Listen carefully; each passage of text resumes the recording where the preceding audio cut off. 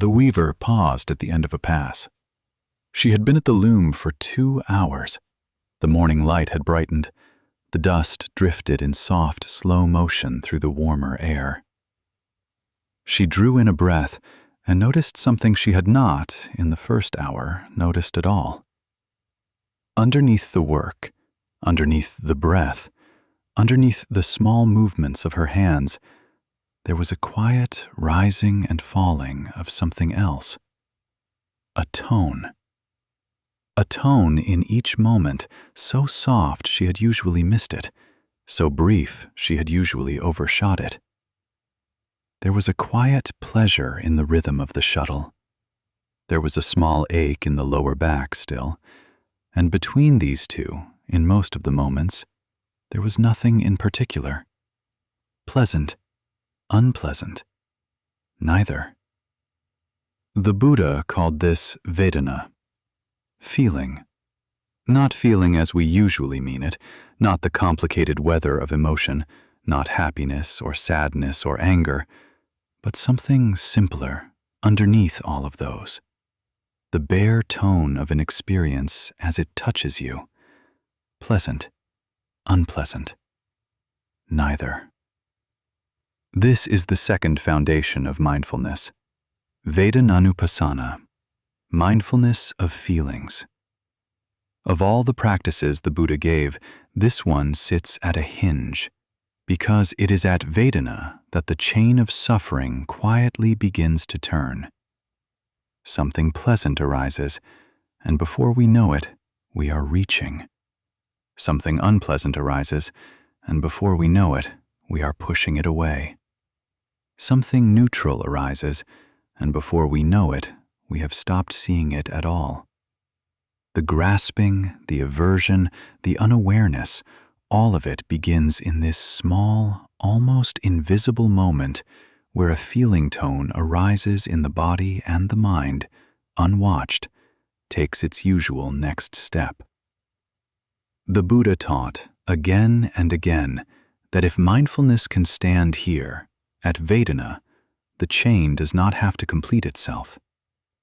In the law of dependent origination, Vedana was the 7th link, the place from which craving rose, from which clinging followed, from which becoming, birth, and aging quietly took their turn.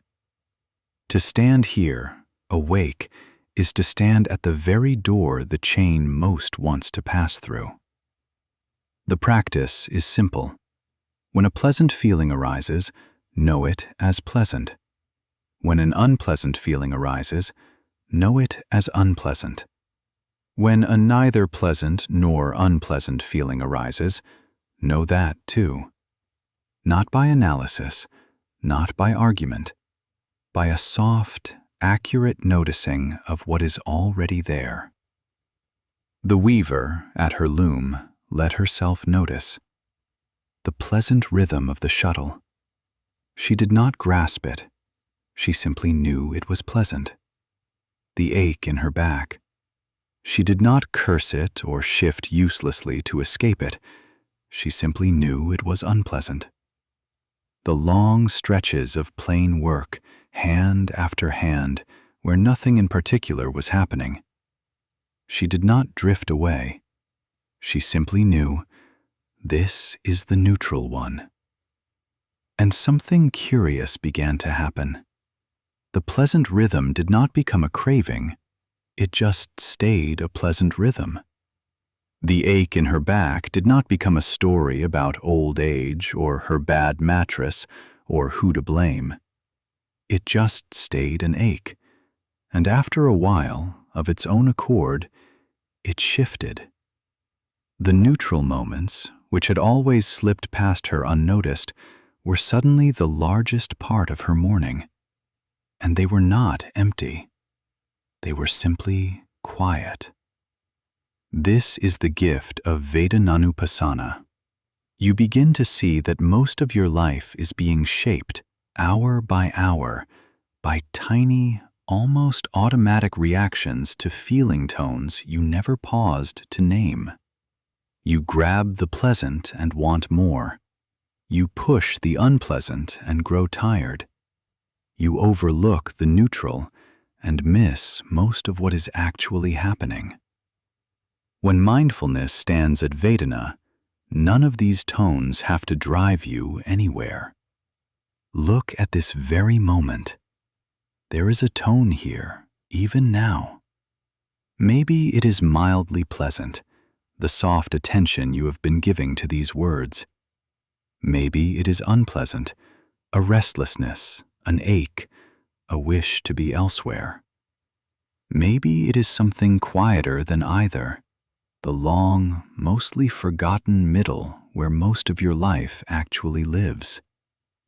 Whatever it is, you can know it. That alone is the practice. The weaver moved the shuttle again. She knew the small pleasure. She knew the small ache.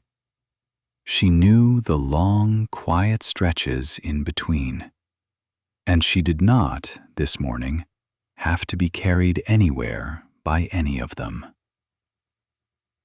In the next episode, we move to the third foundation, mindfulness of the mind, the states and qualities of attention itself, greedy or free, hateful or kind, contracted or open. If something in you has softened, even slightly, in the hearing of this, the practice has already touched you. Please subscribe and walk this path with us. The loom keeps weaving, but the one who sits at it no longer has to be pulled by every passing tone.